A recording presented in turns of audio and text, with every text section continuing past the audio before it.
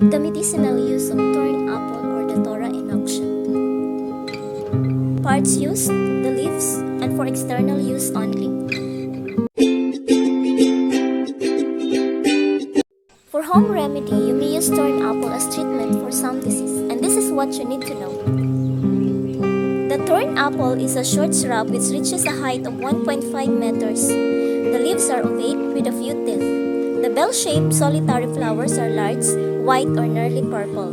The fruit is rounded, green, and covered with short spines. The seeds are numerous, nearly smooth and pale brown. It grows mostly in wastelands.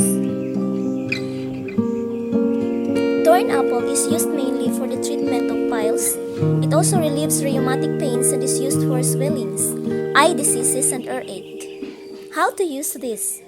The boiled leaves of this plant added in water or coconut oil are used externally for piles. The local application of the crushed leaves relieves rheumatic pains and is also used for swellings. The juice of the leaves is good for earaches. The extract is good for eye diseases. Caution for first-timer. Again, this is for external use only. The plant is toxic and it may cause hallucination, drowsiness, and general weakness if used internally.